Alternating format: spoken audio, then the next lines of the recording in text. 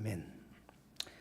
네, 오늘은 우리 세 교회가 함께 또 연합으로 모이게 됐습니다. 인생 훈육을 받을 때라는 제목으로 설교하겠습니다.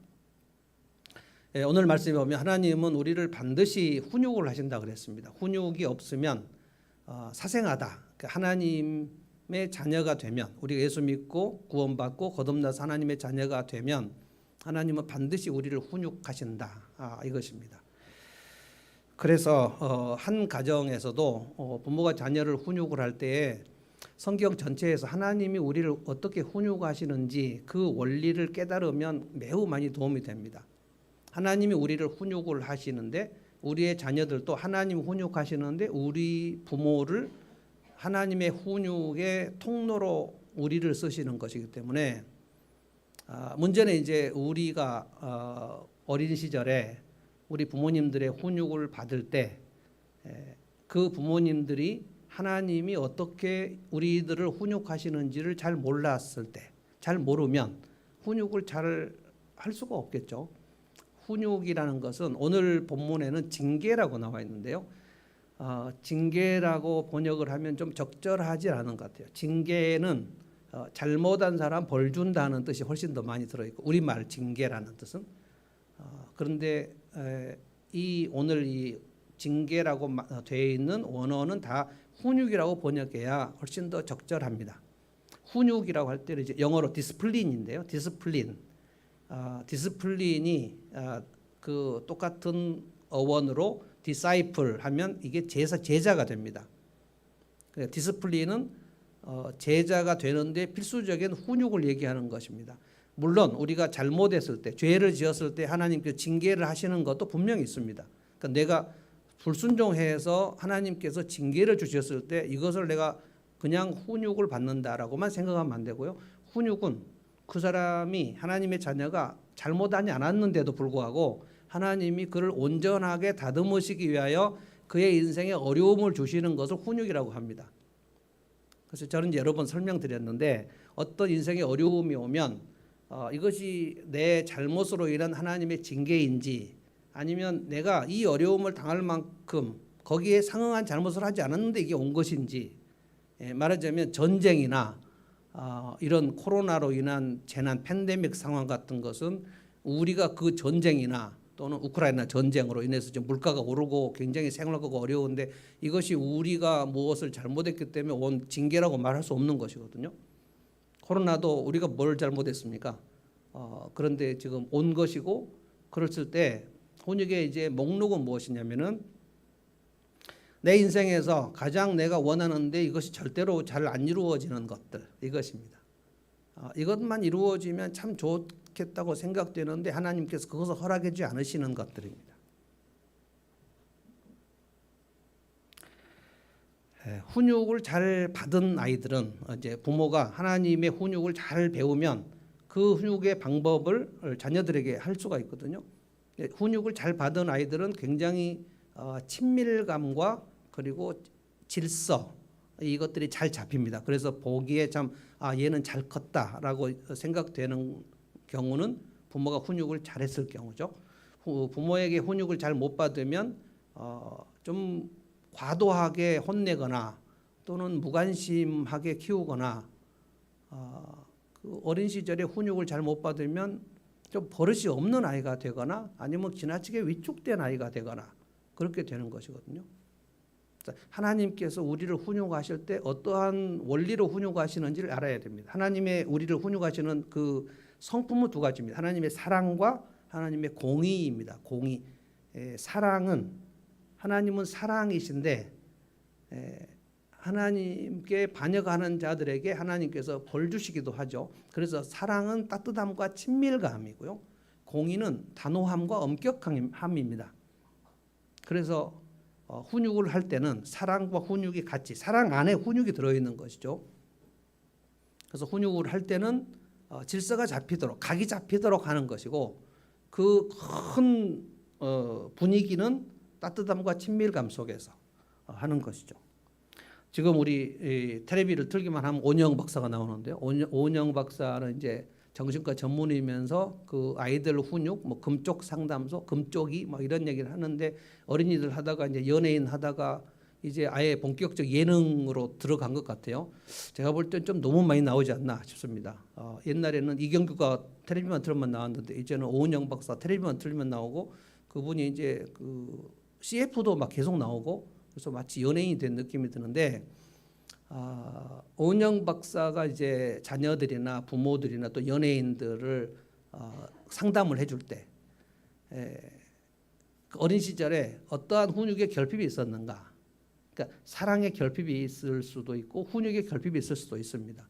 왜냐하면 우리 부모님들이 다 그렇게 성숙한 상태에서 하나님이 우리를 어떻게 훈육하시는지를 성경에 다 배우고 나서 온전한 성품에 대해서 사랑과 공의의 균형 잡힌 부모로서 성숙한 상태에서 우리를 키우는 게 아니기 때문에 어린 시절에 그 훈육의 결핍이 있는 경우, 사랑의 결핍이 있는 경우 또는 훈육의 과잉이 있는 경우 그것은 지나치게 혼을 냈다는 뜻이고요. 사랑의 과잉이 있는 경우 지나치게 과보를 했다는 것이고요. 하나님께서 우리를 훈육하시는 방법이 히브리서 12장에 아주 정확하게 나와 있습니다. 하나님은 반드시 사랑하시는 자녀를 훈육하신다 이렇게 되어 있어요. 그런데 우리를 훈육하실 때에 우리 이것을 저는 인생 훈육이라고 얘기합니다. 우리 각자에게 하나님께서 내 인생 전체에 나를 다듬으시려는 그 목표가 있고 그것은 굉장히 우리에게 좋지 않게 다가옵니다. 힘들고 버거워요. 그래서 인생 훈육은 대단히 우리에게 힘든 시간입니다. 다시 말씀드릴게요. 훈육의 목록은 뭐냐면 여러분 각자가 이제 생각을 해보십시오. 내가 원하는 대로 내가 마음대로 할 수 없도록 절대로 이것이 잘 안 돼서 정말 답답해 죽겠는 그 목록입니다. 이 목록 가지고 하나님께서 당신의 형상으로 우리를 다듬으시는 일들을 하십니다. 그래서 하나님의 성품으로 다듬으셔요. 그래서 훈육이 필요가 없는 사람이 없으니까 훈육이 필요 없으려면 그가 온전한 하나님의 성품으로 태어나거나 아니면 그가 하나님의 자녀가 아니거나 이래야 되는데 우리는 다 미숙한 상태로 태어나서 부모의 훈육도 받아야 되고 그리고 하나님의 사랑을 받는 자녀이니까 우리는 지금 하나님의 인생 훈육 속에 있다는 것은 분명한 것입니다. 문제는 나를 하나님께서 어떻게 훈육하시는지 훈육의 목록을 잘 모르게 되면은 하나님은 훈육을 하시는데 그가 훈육을 받지 않아요. 그러면 그 훈육의 강도가 약해질까요? 더해질까요? 점점 더해집니다. 깨닫을 때까지 훈육이 들어가는 것입니다. 하나님은 우리를 온전케 하시기를 포기하지 않으세요. 그래서 무엇을 목표로 하시냐면 우리가 우리의 믿음의 실력을 키우시려는 것입니다. 믿음은 순종입니다. 그래서 우리가 순종하는 법을 배우도록 하시는 것입니다. 그래서 어떻게 하시려고 하냐? 우리를 굉장히 의미 있고 행복하게 살도록 하시는 것이고 그 의미 있고 행복하게 사는 모습으로 하나님 영광을 받으시려고 하시는 거예요. 그래서 우리는 이 훈육을 잘 받으면 굉장히 유익합니다. 우리가 2002년 히딩크 감독이 우리 올림픽 월드컵을 4강으로 올려놓지 않았습니까? 그래서 우리가 정말로 행복했는데 2002년에 그때 히딩크 감독의 훈련을 받은 사람들은 정말 이 국가대표 선수들이 지옥훈련이라고 지옥훈련. 그때까지 대한민국 축구의 고질병이 뭐라고 그랬냐면 우리는 정신력이 약하다라고 했는데 히딩크가 와가지고 선수를 다 테스트하더니 정신력이 약하지 않다. 체력이 약한 거다. 그래서 체력 훈련을 엄청 했습니다. 거기에 통과한 사람이 이제 박지성이고요. 그 박지성은 그래서 이제 나중에 프리미어 리그까지 진출하지 않았습니까? 아주 지옥 훈련을 한 거죠.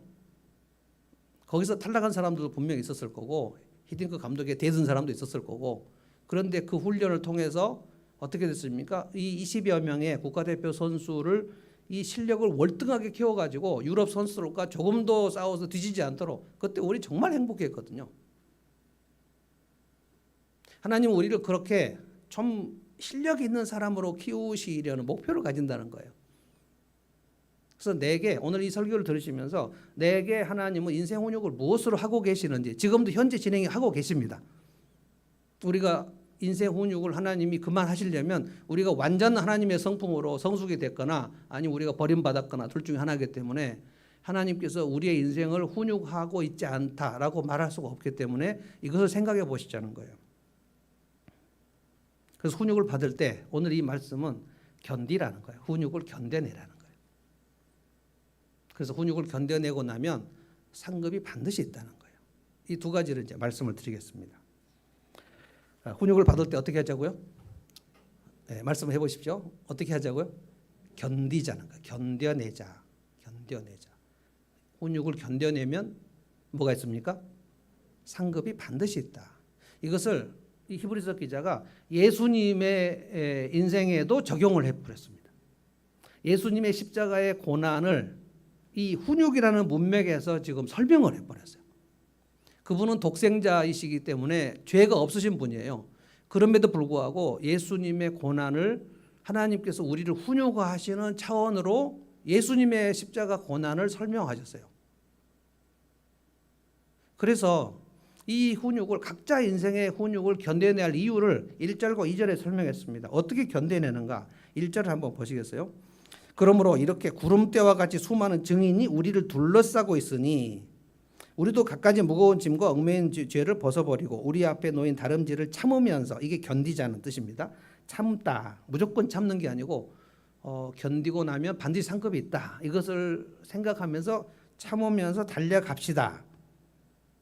히브리서가 곧 이제 끝나는 것인데요. 히브리서의 가장 그 주제는 뭐였냐면 유대인 출신 크리스찬들이 예수를 믿었는데 그들에게 삶에 너무 압박이 많고 핍박이 많으니까 내가 예수 믿는 이 믿음을 포기하고 다시 예수 믿기 전으로 배도 상태로 돌아가려고 하는 그런 사람들이 있었단 말이에요.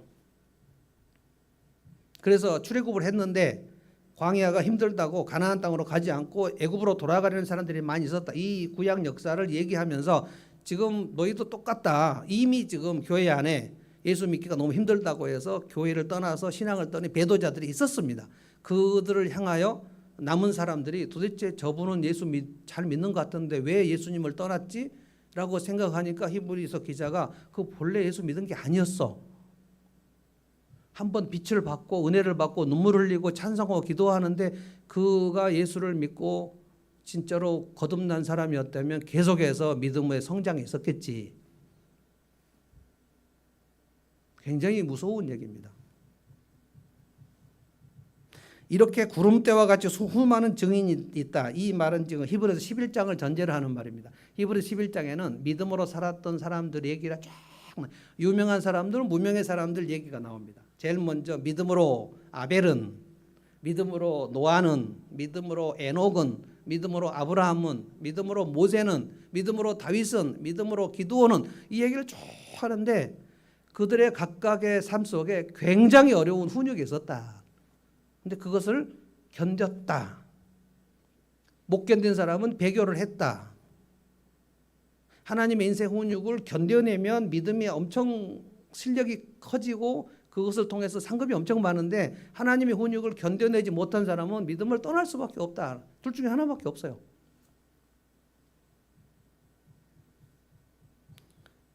히브리서 11장 얘기를 쭉 하면서 이 히브리서 기자가 이제 12장 1절에 딱 들어가서 이제 성도들에게 지금 편지를 하기를, 이렇게 믿음으로 산 사람들이 증인들이 쫙 있지 않냐. 이 사람들도 다 하나님의 훈육을 견뎌냈다. 그래서 마지막까지 끝까지 달려가서 하나님의 상급을 받았다. 그런데 이제 2절은 뭐냐면은 예수님도 그랬다는 거예요. 자, 2절을 제가 읽어보겠습니다.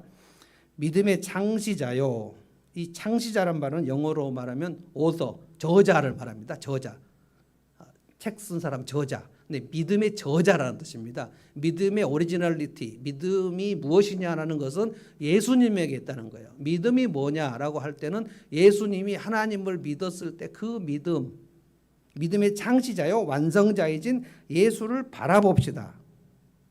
어떤 상황에서 예수를 바라보자는 거예요. 내가 지금 인생의 훈육을 받고 있을 때 믿음의 사람들이 히브리서 11장에 나온 믿음의 영웅들은 각기 자기들의 여러 가지 어려운 상황 속에서 그 훈육을 어떻게 받았는지를 생각하고 너무나도 많은 증인들이 있고, 그리고 이제 예수님을 바라보자는 거예요. 자, 예수님은 뭘 바라보자는 건가? 읽어보겠습니다. 그는 자기 앞에 있는 기쁨을 내다보고서 부끄러움을 마음에 두지 않으시고 십자가를 참으셨습니다. 십자가를 견뎠다. 왜 견뎌요? 자기 앞에 있는 놓여 있는 기쁨을 내다보고서, 십자가 이후에 어떠한 기쁨이 있는지를 보고서, 이걸 희락이라 그럽니다. 믿음으로 이 훈육을 견뎌내고 나면 어떠한 일이 있는가?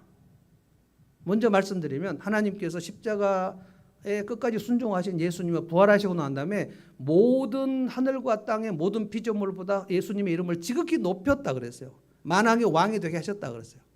그리고 예수님은 그것을 기쁨을 보시고 견뎌냈고, 또 하나는 그 십자가의 대속으로 말미암아 자기의 희생으로 구원받을 여러분과 저, 내 십자가 고난으로 말미암아 내가 이것을 견뎌내서 나로 말미암아 예수 믿고 구원받고 하나님의 자녀가 될 그 믿음의 사람들, 여러분과 저입니다. 그것을 보면서 견뎌셨다는 거예요.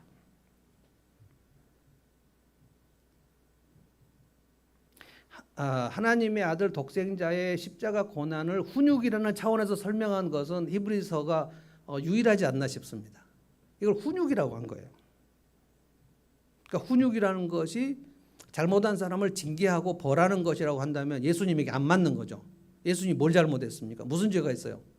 예수님은 하나도 죄가 없는데 하나님 아버지께서 너가 십자가에 가서 못을 박혀 대속하는 것이 좋겠다. 그럴 때 순종을 했는데 이것이 너무너무 어려운 거였어요. 아버지여, 이 잔을 내게서 멀리 한번 해주시면 안 됩니까? 라는 말씀을 할 만큼.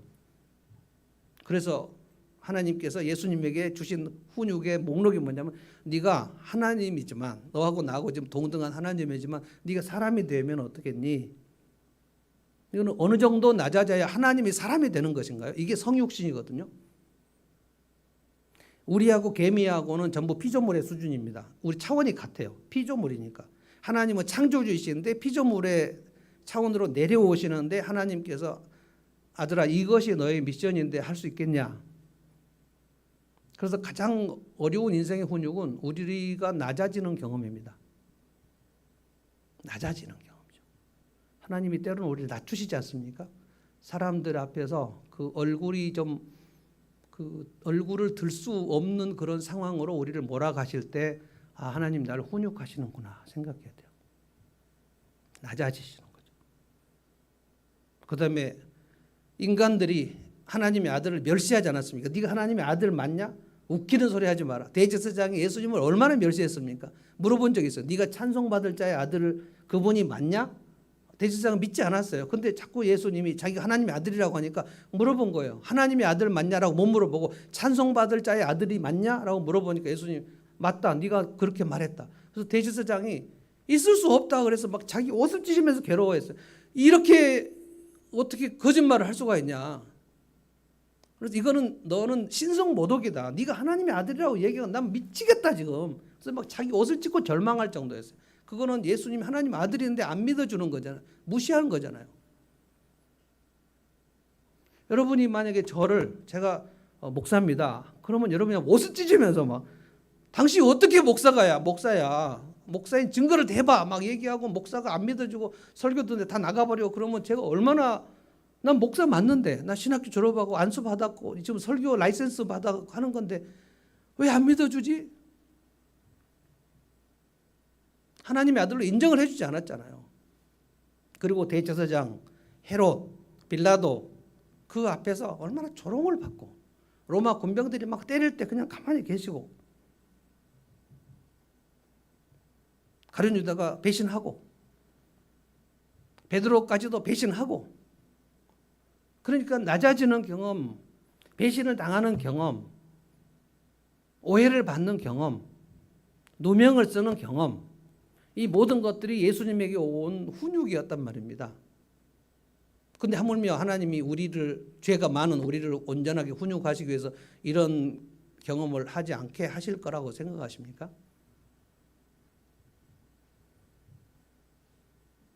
그래서 이 훈육을 받을 때, 인생 훈육을 받을 때 어떻게 견뎌야 되냐면, 예수님은 어떻게 견디셨을까? 예수님은 하나님의 아들이신데 그 멸시를 어떻게 견디셨을까?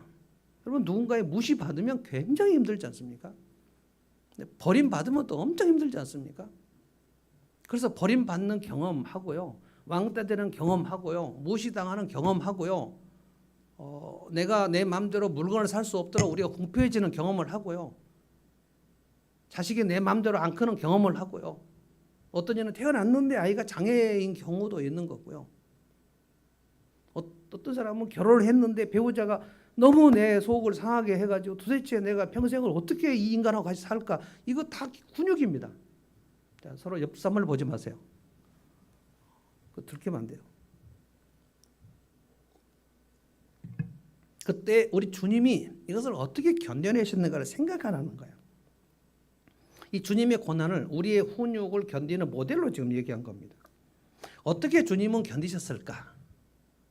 자기 앞에 있는 기쁨을 내다보고서 정신적으로 고통을 받고 정서적으로 고통을 받고 신체적으로 매를 맞고 뺨 맞고 손가락질 당하고 옷 벗김을 당하고 수치를 경험하고, 그래서 주님은 우리가 인생에 당하는 모든 훈육의 패키지, 종합 패키지 세트입니다.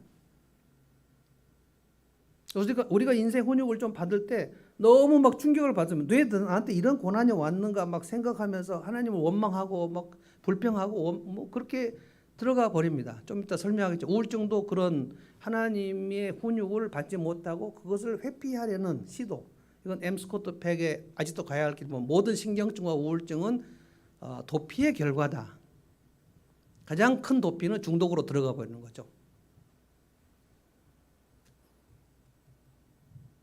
이 모든 고난의 패키지를 한 몸에 다 받으신 그 주님을 계속 묵상하는 것, 그것이 내 인생의 훈육을 견뎌낼 수 있는 유일한 소스다. 지금 그 얘기를 하는 거예요.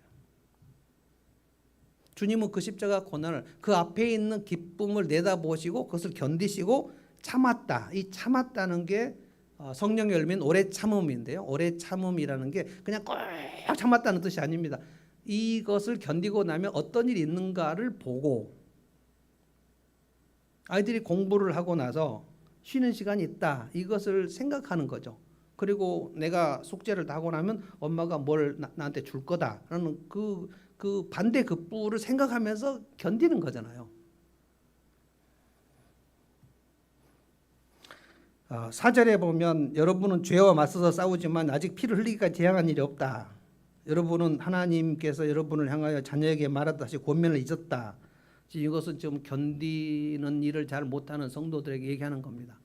초대교회 성도들에게 가장 큰 그 훈육, 어려움은 핍박이었습니다. 로마 제국에서 한 300년 동안 엄청나게 핍박을 했거든요. 예수를 믿기가 어렵고, 예수를 믿는다고 말했을 때 불이익이 오고, 잘못하면 체포가 되고, 그리고 가서 고문당하고, 그래서 이것을, 예수 믿는 이것을 이게 너무 고되다, 힘들다, 예수를 믿는 게 왜 이렇게 불이익이 많냐, 좀 편하게 예수를 믿고 싶은데, 예수를 믿으면 하나님의 자녀가 되면 그때 하나님께서 인생 훈육의 프로그램을 시작하시기 때문에 훨씬 더 어렵게 됩니다. 이스라엘이 이 애굽으로 노예되어 있을 때 그때 아주 그 호되게 일을 했지만 그때 바로 왕이 먹을 거 다 줬습니다. 민수기에 보면 그들이 애굽에서 노예로 있을 때 먹었던 그 목록이 다 나와요. 고기, 수박, 마늘, 파, 참외 뭐 이런 거 다 나옵니다. 얼마나 먹고 싶었으면 광야에서. 광야로 나오니까 하나님 백성이 되니까 이 만나, 이 지루한 거, 이것만 하나님이 주신다는 거예요.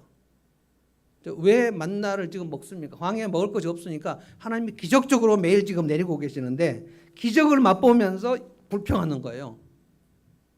왜 이 만나를 먹어야 되냐면 저 가나안 땅에 가서 젖과 꿀이 흐르는 땅에서 너희가 마음껏 먹을 수 있는데 애굽에 노예로 있으면 못 먹지 않냐. 그래서 나와서 광야를 통과하고 가라. 여러분, 애굽하고 가나안은요 2주간 그 낙타 타고 가면 충분히 갈 수 있는 거리입니다. 그러니까 믿음으로 들어가면 돼요. 근데 이 훈육이 힘들다고, 목마르다고 얼마나 불평했습니까? 만나가 내려온 다음에 목마르다고 불평했어요. 그러면 만나가 기적적으로 왔으면 조금 깨닫는 것이 있어야 되잖아. 만나도 기적으로 내려왔다. 그러면 물도 하나님께서 기적으로 주시지 않을까? 이 믿음이 조금도 진보가 되지 않았대요. 그다음에 만나고 생수가 나왔는데 그다음에 고기가 먹고 싶은데 고기가 없다고 얼마나 불평을 했습니까? 모세 죽이고 돌아가자 뭐 이런 얘기도 하고. 하나님께서 매출하게 고기를 막 엄청나게 부어버려서 그 참새 고기 같은 거를 많이 먹었는데 하나님께서 그들을 굉장히 뭐랄까요? 그들에 대해서 너무 실망하셨다 그랬어요. 그래서 그들의 영혼이 매출하기를 많이 먹었는데 그들의 영혼은 쇠약하게 되었다. 영혼이 파리하게 되었다. 페일. 너 얼굴이 왜 이렇게 창백해? 영혼이 창백해졌다 그랬어요. 하나님의 훈육을 견뎌내지 못한 성도들은 영혼이 창백합니다. 스코트 팩이 그래서 이 하나님의 훈육에 좀 잘 견디는 사람, 견디지 못하는 사람, 아직도 가야 할 길의 책의 첫 번째 파트가 1번 훈육이거든요. 근데 사람들이 다 읽을 때 자녀 훈육에 대해서 스코트 팩이 설명한 줄 알아요. 그렇지 않습니다. 인생 훈육을 지금 설명하는 거예요. 이 파트를 잘 이해를 하면 그 첫 번째 파트, 훈육에 대한 파트를 잘 이해하면 그 다음에 두 번째가 사랑 파트로 들어가는데 최고로 좋은 책입니다. 최고로 좋은 책. 이거는 비종교 서적에서 미국에서 베스트셀러. 아직도 가야 할 길. 정신과 전문입니다. 그분이 한 얘기가 모든 신경증, 노이로제, 우울증, 중독 이것은 자기 인생의 훈육을 회피한 결과다. 이 훈육의 고통에 직면하고 싶지 않으니까 이 고통을 아물게 그냥 진통제를 자기 스스로 놔버리는 게 마약, 알코올, 니코틴 그리고 배우자에게 있어서 심하게 힘들게 하는 취미생활 그리 들어가 버리는 거죠. 그러면 두 사람이 그 사람의 취미생활로 너무 많이 들어가 버리니까 둘이 소원하게 거리가 멀어지는데 그게 이제 자기 인생의 훈육을 받고 싶지 않아서 견디지 않는 사람들이 대부분 들어가는 게 과하게 어떤 취미 활동으로 들어가 버리는 겁니다. 어떤 사람에게는 낚시나 등산이나 골프가 죄가 아니지만 그것으로 인해서 내 배우자가 힘들어지면 그것이 죄다. 이게 생명의 삶에 나오는 죄의 설명이거든요. 부모가 어린 자녀를 훈육할 때도 이 아이들이 얼마나 어렵습니까? 처음에 토일렛 트레이닝 해야 되고 그다음에 젓가락질 훈련해야 되고 이부자리 개는 법 훈련해야 되고 아침에 일어나고 저녁에 자는 법 훈련해야 되고 어른 보면 인사하는 법 훈련해야 되고 부모가 그 훈련을 열심히 지속적으로 하면 애가 정말 싫지만 하기 싫어요. 양치질 하기 싫어요. 그런데 양치질을 하지 않으면 그다음에 뭔가 불이익을 주고 순종하지 않으니까 짜증을 내거나 엄마한테 욕을 하고 그러면 또 벌쓰기 하고 그리고 이부자리 잘 개고 그러면 상 주고 그걸 지금 제가 상담하고 있는 분들하고는 그 훈육 프로그램을 어떻게 짤 것인가도 지금 세밀하게 하고 있습니다. 되는 분들은 굉장히 기뻐하고 있어요. 야, 이게 된다는 거예요. 너무 아토피가 심해가지고 밤마다 엄마한테 오는데 어떻게 하면 좋냐. 상벌 시스템으로 하시면 된다. 자기 혼자 연고 바르고 밤에 잘 자고 엄마한테 안 오고 그러면은 거기는 뭐 줬던가요? 그 우동을 좋아하는데 그 아토피는 우동을 먹으면 안 되기 때문에 안 줬는데 그 밤에 혼자 엄마한테 안 오고 잘 자면 우동을 먹게 해줬다는 거예요. 또 우동 먹으려고 이제 잘 자는 거예요. 근데 그게 너무 쉽게 돼버렸다는 거예요. 그래서 이제는 자기 방에서 혼자 자는 연습을 하게 해라. 그랬는데 그것도 돼버렸다는 거예요. 신기하다는 거예요. 그러면 이제 엄마가 훈육을 몰라갖고 못 시키는 거죠. 아이들이 진짜 이상하다. 그렇게 생각하시면 안 돼. 엄마가 이상한 거예요. 그건 왜 그러냐? 하나님께서 우리를 훈육하시는 법을 몰라가지고 그리고 우리 부모가 나를 어떻게 훈육하는지 몰라서 내가 지금 훈육의 시스템이 안 돼 있는 거예요. 엄마가 게으르거나 엄마가 미루는 일을 하는데 어떻게 그 아이가 숙제를 제때제때 할 수가 있습니까? 얘야 숙제하고 밥 먹어 라고 하는데 엄마는 설거지 안 하고 놔두고 있어요. 그러면 이 아이는 충돌이 되죠. 엄마가 말하는 것과 엄마의 삶은 일치가 안 되네. 그 훈육이 안 되는 거예요. 엄마는 왜 설거지 안 해? 엄마는 어른이니까 그렇지만 너는 숙제하고 밥 먹어야지.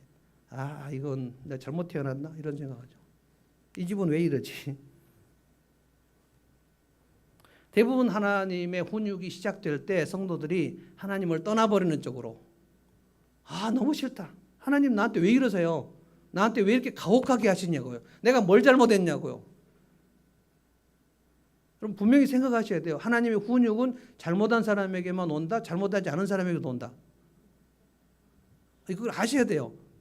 요셉이 뭘 잘못했습니까? 다윗이 뭘 잘못했어요? 예수님이 뭘 잘못했어요? 근데 왜 이렇게 훈육이 오는 겁니까? 그를 온전하게 하시려는 하나님의 그 섭리가 있는 거예요. 요셉은 정말 아무 잘못 없이 형들의 미움을 받아가지고 애굽으로 노예로 팔려가 버렸습니다. 그래서 채색 옷만 입고 아주 잘 나가고 있었는데 갑자기 그냥 오줌 똥 치우는 노예 생활로 들어가 버렸어요. 이거를 생각했어요. 이게 뭐지 이게? 처음에는 아마 이해할 수 없었을 거예요. 너무 충격적이고, 내가 갑자기 아버지 집에 있다가 사랑받고 있다가 왜 남의 나라로 노예로 팔려왔는가, 무엇인지 알 수 없었어요.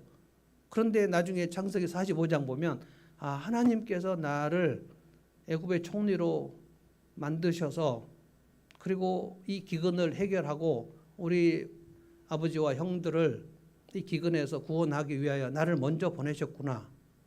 하나님의 선하신 뜻이 있었던 것이구나. 이걸 깨달아요. 상담도 안 받고 요셉은 깨달아요. 천재입니다. 모두도 그렇게 다 혼자 깨달을 수 있는 건 아니에요. 누군가의 도움을 받아야 돼요. 다윗도 그걸 깨달아요. 그래서 사울의 칼을 견딥니다. 복수할 수 있었는데 복수하지 않고 견뎌요. 왜 견뎌요? 이 훈육이 끝나고 나면 하나님께서 반드시 상 주신다.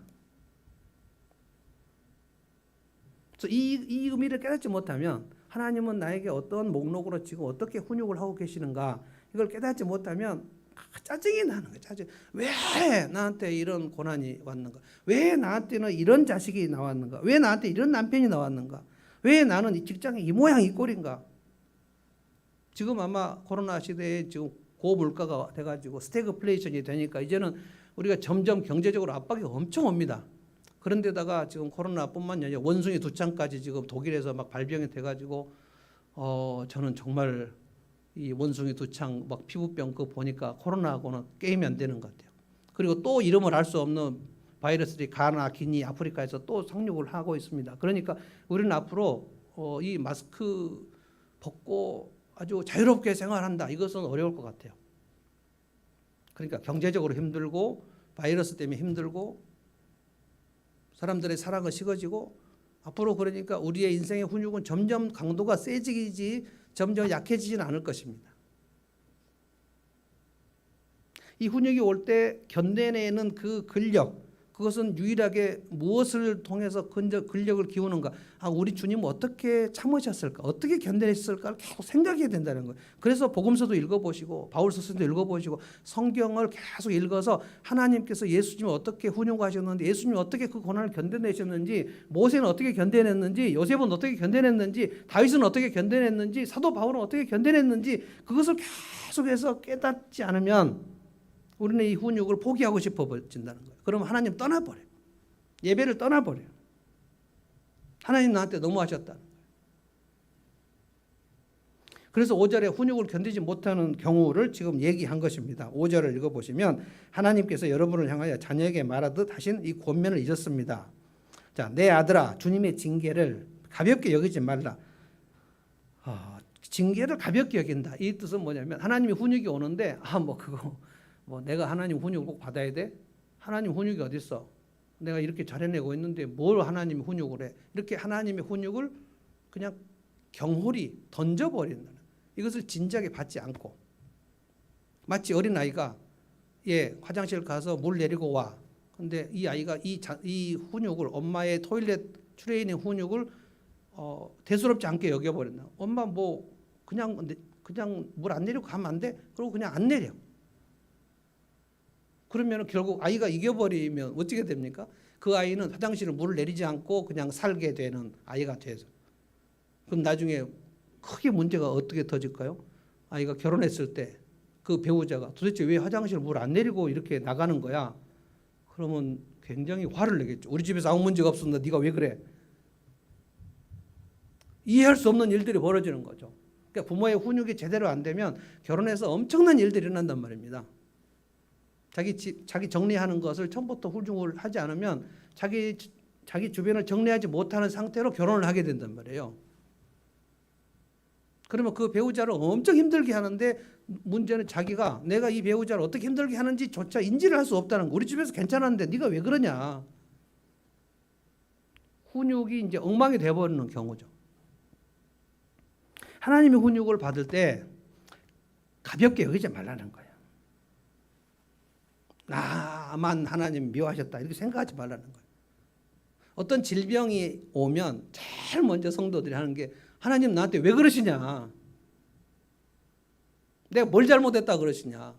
그 하나님께서 아니 네가 잘못해갖고 지금 징계로 병이 온 게 아니고 이것을 통해서 네가 견뎌내는 나를 의지하는 법을 배우라고 이걸 준 거야.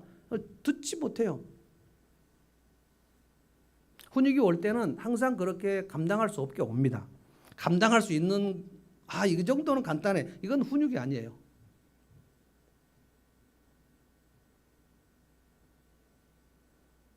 (6절을) 보겠습니다. 한번 같이 읽어볼까요? 6절. 이 말씀이 아주 중요한 말씀입니다. 다 같이 한번 읽겠습니다. 시작. 주님께서는 사랑하시는 사람을 징계하시고 받아들이는 아들마다 채찍질 하신다. 어떤 사람 징계하신다고요? 사랑하시는 사람. 그래서 징계, 이 훈육이 없으면 사생자다. 이 말씀까지 8절에 지금 한 거예요. 모든 자녀가 받는 징계를 여러분이 받지 않는다고 하면 난 하나님의 훈육을 나는 받지 않겠어 하고 도망가는 사람은 그는 자기가 사생자, 하나님의 자녀가 아닌 것을 자기 입으로 증거하는 거예요. 그러니까 하나님의 자녀가 아닌 사람에게는 하나님께서 훈육을 하지 않습니다. 그를 온전하게 다듬은 일을 하지 않아요. 이것을 악인의 형통이라고 그럽니다.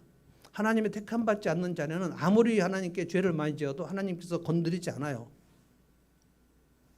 내버려둬요. 남의 자식이 길거리에서 막 욕하고 있을 때 자기 자식도 아닌데 데려다가 막 혼내고 그럽니까? 자기 자식이 길거리에서 어른한테 욕하면 부모는 데려다가 정말 종아리를 때려야죠. 너 이 자식 그렇게 버릇없이 어른한테 그렇게 욕을 하면 어떻게 그렇게 사정없이 때려야 됩니다. 아주 어릴 때. 손으로 때리는 거 말고요. 아이들을 징계할 때 이거는 진짜 징계를 하는데 징계를 할 때는 회초리를 갖고 때려야지 손으로 막 발로 막 뭉개고 이렇게 하면 그건 폭력이고 회초리로 종아리나 손바닥이나 정해진 데를 아주 이렇게 살짝 야 있냐 야 왜 그래 이렇게 하면 안 되고 제 아내가 옛날에 그렇게만 할래 안 할래 막 이렇게 하니까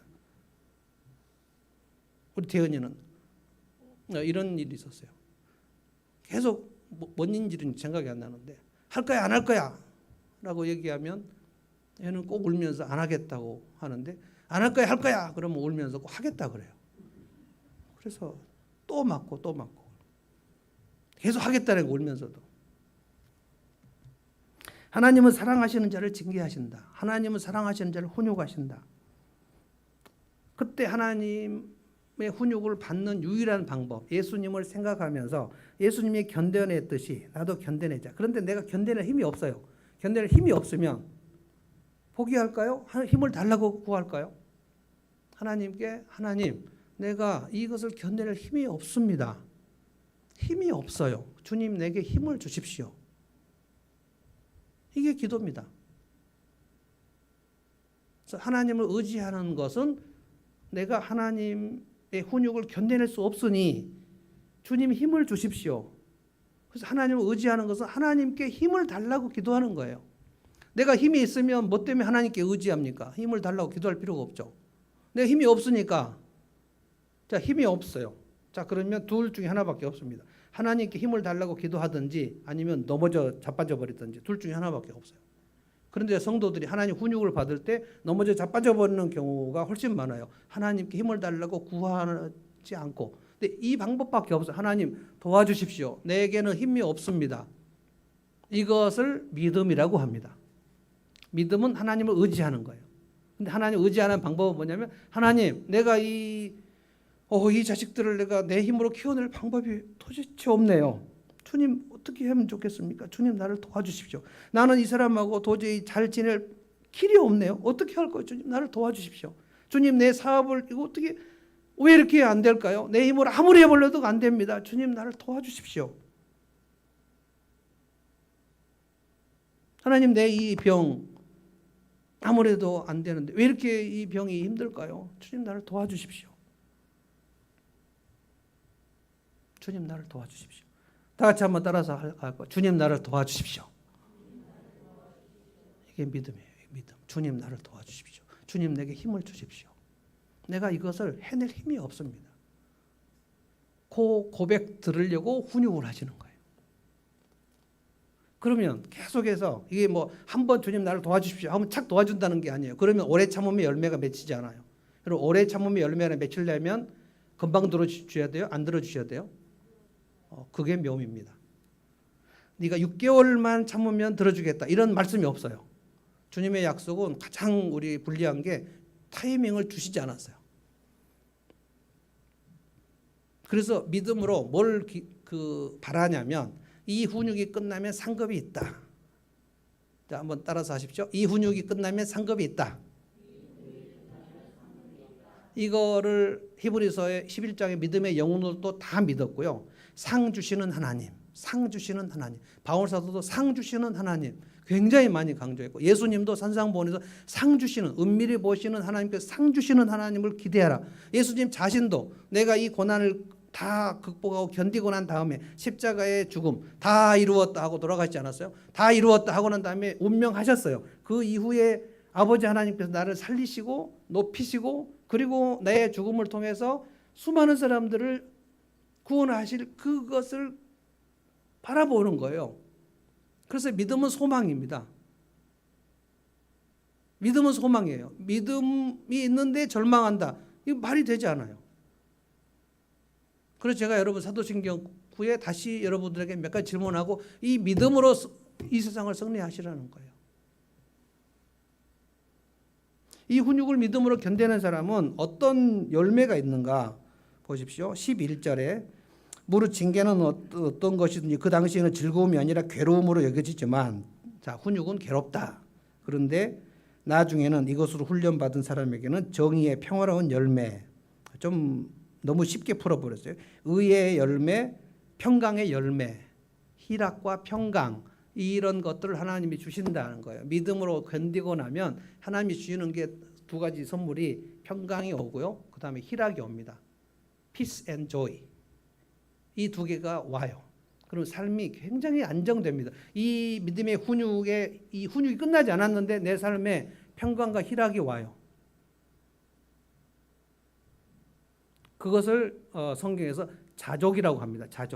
자족은 제가 심리학 공부하면서 자족을 이렇게 심리학자들은 표현했구나. 이것을 심리학에서 good enough라고 그래요. good enough. 그냥 충분히 괜찮네. 더 쉽게 풀어보면 견딜만 하네. 이 정도면 조금 살만하다라는 생각이 드는 것을 자족이라고 합니다. 평강과 희락과 자족. 이것이 하나님께 주시는 1차 상급입니다. 그래서 믿음의 사람들, 히브리서 11장의 믿음의 사람들은 그 고난을 통과할 때, 하나님의 훈육을 통과할 때 평강과 희락이 있었어요. 그래서 다른 사람들이 볼 때 저 사람은 저렇게 감옥 속에 있는데 뭐 때문에 저렇게 안정감이 있게 보이지? 사도 바울이 그랬어요. 이거를 하루아침에 배울 수 있는 게 아닙니다. 계속해서 하나님의 훈육을 견디면서 하나님 도와주십시오. 하나님 도와주십시오. 다윗도 15년간 했고요. 요셉도 13년간 했고요. 모세는 40년 했고요. 예수님도 3년간 공생할 때 지속적으로 매일 새벽에 하나님께 나가서 하나님 도와주십시오. 아버지, 사실 예수님은 기도하실 필요도 없는데 완전하신 하나님이신데도 늘 하나님께 나가서 도와주십시오. 도와주십시오. 그래서 믿지 않는 아주 잘 나가는 남자들이 교회에 와서 예배드리면서 하나님 도와주십시오. 도와주십시오 하는 거를 이거 무슨 인간이면 자기 능력으로 하는 거지. 뭘 가서 그렇게 자꾸 뭐 어린애들처럼 막 울면서 도와달라고 하냐.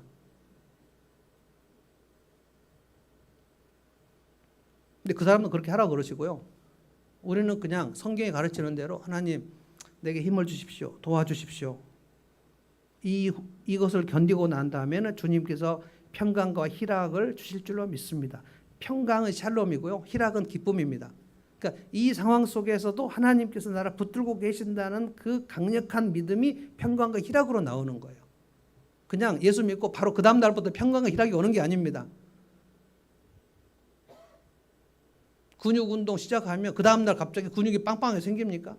최소한 6개월, 1년, 2년, 3년 해가지고 어느 날 갑자기 뭐 거울 보고 뭐 사진 찍어갖고 막 페이스북에 올리고 6개월에서 1년 정도 해야 되는데 몸의 근육도 그런데 우리의 영혼의 근육, 내면의 근육을 만드는 일을 할 때 하나님께서 이 오래 참음의 열매, 사랑과 희락과 오래 참음, 견디는 것이 오래 참음의 열매거든요.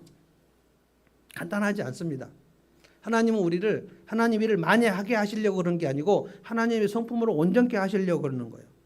자, 이 훈육을 견디면 어떤 일이 나냐면 성령의 열매가 맺혀집니다. 온유한 사람이 되고요. 온유한 사람. 너그러운 사람이 되고요. 관대한 사람이 되고요. 신실한 사람이 되고요. 절제를 하는 사람이 되고요. 긍휼의 사람이 되고요. 이게 사랑과 희락과 화평과 오래 참음과 자비와 양선과 충성과 온유와 절제니라. 이 같은 것을 금지할 법이 없다. 이렇게 훈련이 되면 그 사람을 믿음의 사람이라고 그래요. 그게 믿음의 영웅들 11장 얘기가 쭉 이렇게 많은 증인들이 우리에게 있다. 그리고 우리가 지금 이제 그들이 둘러싸인 가운데 우리가 지금 믿음의 훈육을 받고 있는 중인데 여기서 도피하지 말아라. 견뎌봐라. 견뎌봐라. 우리 성도들은 제가 가끔 하나님께서 나의 인생을 어떻게 훈육하시는지를 설명을 드렸는데 오늘 우리 이웃 성도들도 오셨기 때문에 잠깐 제가 말씀드립니다. 저는 하나님께서 인생 훈육하시는 큰 목록이 제가 하나님의 일을 크게 해보려고 그랬는데 그랬을 적에 먹을 것도 없고 엄마도 돌아가시고 새엄마도 오고 그런데 키는 안 크고 저는 누구하고 한 번도 그 주먹 다짐해서 싸운 적이 없습니다. 질까 봐 엄청 겁이 많습니다. 키도 안 크고 몸도 작고 싸움도 못하고 그래서 뭐가 되는 일이 없고 집에는 먹을 것도 없고 그래서 내가 근데 어머니는 목사 되라고 유언하시고 돌아가셔가지고 어른 되면 목사밖에 할 게 없는 줄 알았어요. 목사가 돼야 되는데 가능하면 나는 큰 교회를 해야 되겠다. 이런 생각을 했던 것 같습니다. 그리고 우리나라에서 아주 엘리트들이 우리 교회에 와가지고 우리나라 아주 멋진 교회 샘플 교회를 모델을 만들어서 한국 교회를 개혁하는 큰 종이 되어야 되겠다. 이런 생각을 한 것 같습니다. 이건 무의식입니다. 하나님께서 인생 훈육을 하시는데 제가 나이 60이 넘었는데 아주 작은 교회를 하게 하시는 겁니다. 박사님도 없고 교수님도 없고 판사, 검사, 변호사, 회계사 뭐 아무것도 없고 그냥 아주 평범한 성도들. 근데 이 작은 교회를 네가 아주 전심을 해서 신실함의 열매를 맺을 거니 아니면 조금 더 훈육에 들어갈까? 조금 더 작게 해줄까? 5명 어떠냐? 5명. 이 예배당 그 입당할 때 그때 한 70명 정도, 80명 됐거든요. 하나님께서 이 엄청난 기적을 베풀어 주시고 입당할 때 우리는 이게 결혼식 잔치 같이 해야 되는데 약간 장례식 같이 됐어요. 한 30여 명 나갔어요. 여러 가지 이유를 생각하고 있습니다만 하나님께서 저를 훈육하시는 방법이다. 저는 이렇게 그냥 풀었어요.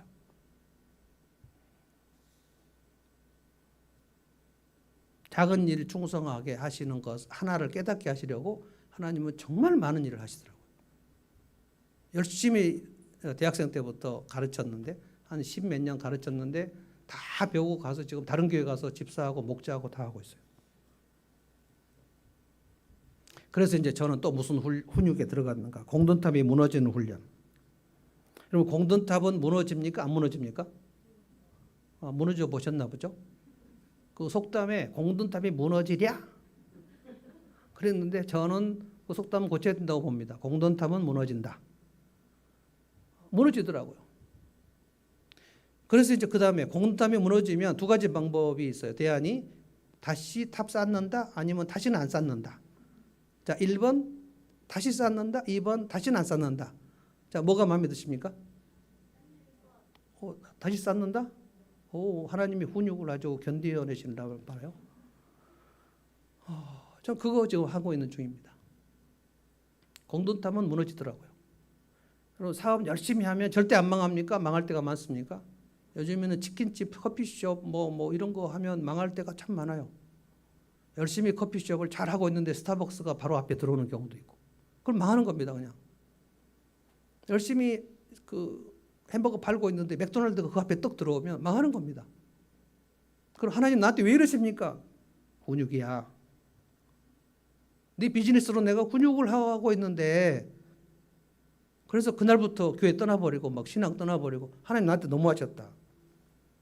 비즈니스로 훈련을 하시는 경우도 있고, 자식으로 훈련하시는 경우도 있고, 배우자로 훈련하시는 경우도 있고, 하나님의 훈육 방법은 굉장히 많습니다. 목록이.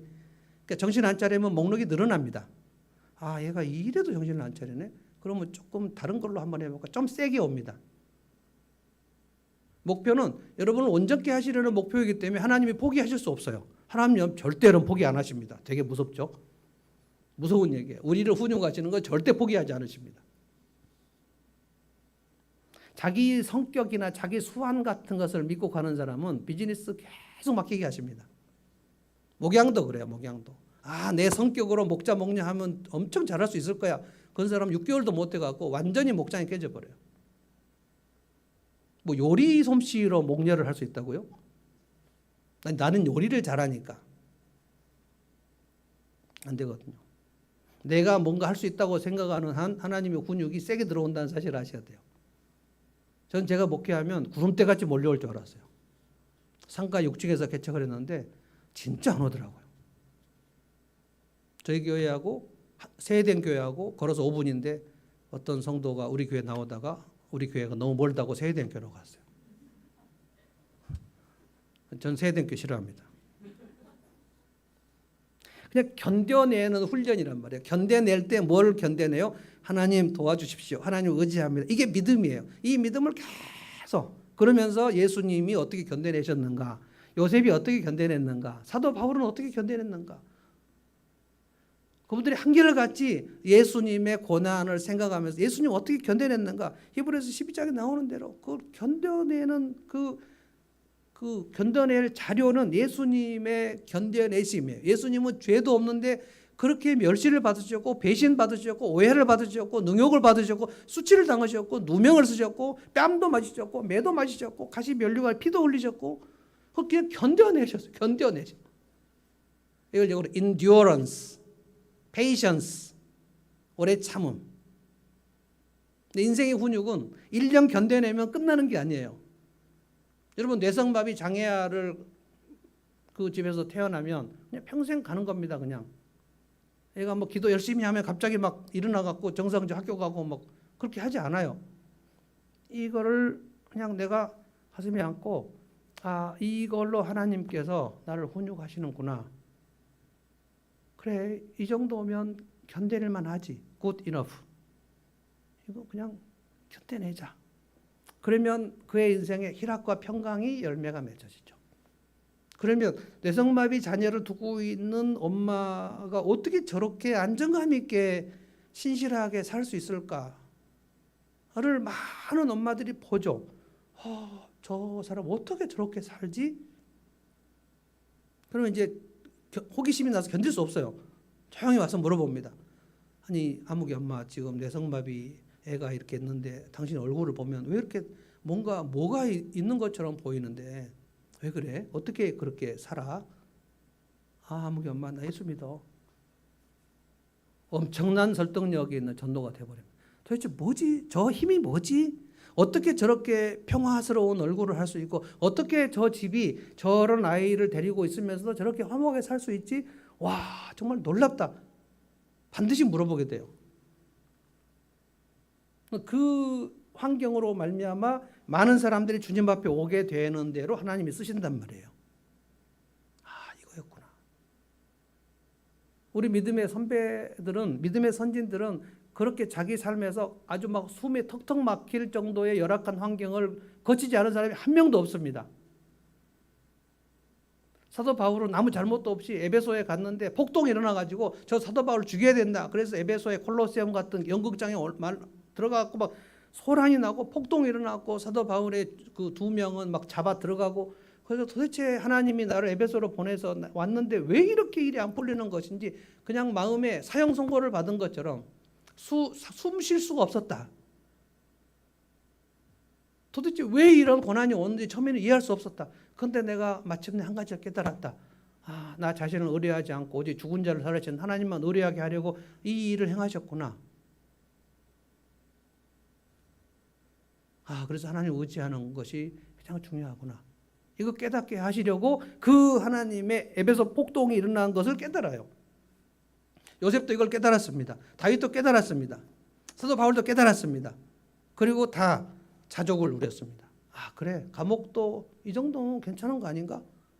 그래서 빌립보 교회 성도들이 사도 바울의 석방을 위해서 계속 기도했는데 빌립보서에 뭐라 그러냐면 내 석방을 위해서 너무 애써 기도하지 마. 나 여기 괜찮아. 그리고 내가 여기 있어서 석방이 안 돼야지 로마 황제에게 복음을 전하는 건데 자꾸 석방을 위해서 기도하지 마라. 그리고 너희들이 후원금 준 거 내가 잘 썼다. 그런데 내가 그거 없었는데 너희가 후원금 줘서 기쁜 게 아니고 너희들에게 그 함께 하나님 나라 동참하는 마음에 싹이 튼 거 그것 때문에 기쁘다. 이게 자족입니다. 자족. 근데 이것을 일체의 비결을 배웠다 그랬어요. 배웠다. 오늘 이 설교가 어떤 분에게는 좀 어려울 수도 있습니다. 하나님 훈육이 뭔지도 모르는 사람은 이걸 견디라고 하니까 아직 목록도 모르는데. 근데 제가 다시 한 말씀드립니다. 내 인생에서 이게 정말 원하는데 이게 정말 안 돼서 하나님 이 정도도 나한테 안 해주시나? 라고 생각하고 답답하게 여겼던 바로 그게 하나님의 훈육 목록입니다. 저한테는 하나님께서 유명하지 않게, 저는 유명한 목사 되고 싶었는데 한국 교회에서 제가 아무리 설교를 열심히 해도 제가 있는지 몰라요. 사람들이 하늘문교회 어디 있는지 모릅니다. 하늘 달문교회 성도들만 이제 하늘문교회가 어디 있는지 알아요. 모릅니다. 그래서 그냥 저는 주님 알겠습니다. 제가 그냥 작은 일을 열심히 하겠습니다. 그래서 개척 가정교회 목사님 사모님 돕는 일, 위로하는 일, 제가 그 사모님들 중에 제일 열심히 도왔던 분이 박미영 사모님입니다. 허준영 목사님. 처음에 허준영 목사님을 딱 봤는데 그 어린 시절부터 이렇게 쭉 얘기를 들어보니까 너무너무 삶이 힘든 거예요. 저 정도로 힘들면, 제가 상담 심리를 하는 사람의 입장에서 저 정도로 힘들면 최소한 가정 불화가 엄청 있어야 되는데 둘이 너무 화목한 거예요. 뭐지? 연구를 좀 해봐야 되겠다. 오늘 이 말씀이 아마 허준영 목사님의 인생에서 견디는 훈련이 되었던 것 같아요. 견뎌내. 저를 만났을 때는 신갈에서 목회할 때 아주 지쳐 있을 때요. 그 청소년들 5년 동안 했는데 이제 이 청소년들 데리고 어떻게 해야 될지 모르겠는데 목사님들이 자꾸 그 쓸데없는 거 하지 말고 빨리 부목사로 가라고 그랬다고. 그래서 목사님 제가 부목사로 가야 될 것 같습니다. 그래서 제가 아니다. 그거 굉장히 소중한 공동체다. 청소년들 그 아이들이 목사님과 사모님을 따르고 있냐? 따르고 있다는 거. 그거 만드는 게 엄청 소중한 거다. 그것을 버리지 말라. 그리고 뭐 두 분은 너무 막 사랑하는 거예요. 17살 차이인데. 누가 그랬어요? 제가 처음에 그 얘기 들었을 때 허준영 목사님, 당신은 죄인이다. 5살 정도면 도둑놈이라고 그러는데 당신은 강도 수준이다. 그런데 막 사모님 막 허목사님, 우리 허목사님 막 너무 좋고 막 기대고 막 너무 넓고 그러니까 막 기대고 너무 좋고. 저분이 견뎠어요. 신갈도 견뎠고요. 견디지 못해 쓰러지려고 할 때 제가 위로를 해드렸어요. 근데 그 엄청 힘을 내갖고 동백으로 가더니 저런 멀쩡한 성도들이 왔어요. 좀 놀라운 성도들입니다. 제가 이번에 어저께 하루 종일 하늘 말문교회 성도들을 봤는데 목사님의 위로와 자랑이 될 만한 분들이에요. 굉장히 멋있었습니다. 목사님 아멘? 아멘. 이 설교 끝나고 찬송하고 나면 허 목사님 올라오셔서 축도해 주시면 좋겠습니다. 찬송하십시다. 찬송가 406장 한번 할까요? 고난 내 영혼 평안히 쉴 곳과 풍랑이 일어도 안전한 포구 폭풍까지도 다스리시는 주의 영원한 팔 의지해. 찬송하겠습니다.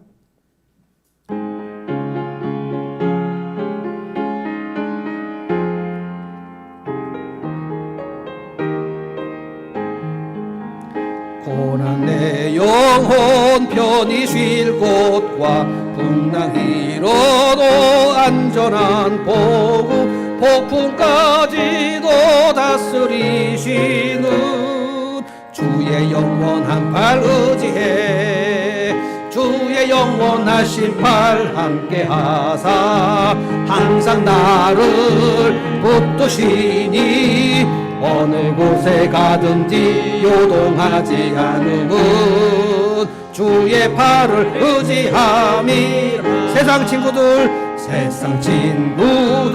나를 보려고 예수를 함께 동행함으로 주의 은혜가 충만하리니 주의 영원한 팔 의지해 아멘 주의 영원하신 팔 함께 하사 항상 나를 붙드시니 어느 곳에 가든지 요동하지 않음은 주의 팔을 의지함이 나의 믿음이 연약해져도 미리 예비한 힘을 주시며 위태할 때도 안보하시는 주의 영원한 팔 의지해 아멘 주의 영원하신 팔 함께 하사 항상 나를 붙드시니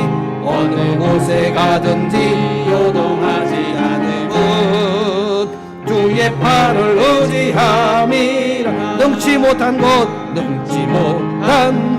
주께 없으니 나의 일생을 주께 맡기면 나의 모든 짐 대신 지시는 주의 영원한 팔 의지해 주의 영원하신 팔 함께 하사 항상 나를 붙드시니 어느 곳에 가든지 요동하지 않음은 주의 팔을 의지함이라 어느 곳에 가든지